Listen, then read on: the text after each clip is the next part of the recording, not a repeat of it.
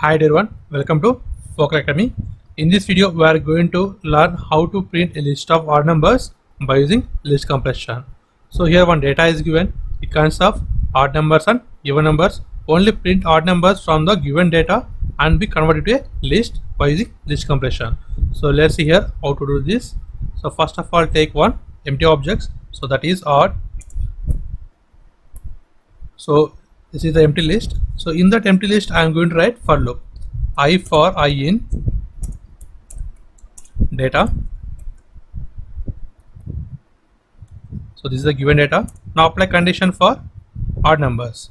So if I%2 not equal to 0, so that numbers are odd numbers. Means if the remainder is not equal to 0, so then you can say that numbers are odd numbers.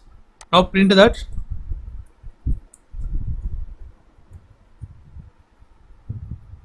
Now run the code. So now these are the list of odd numbers which are exist in the given data.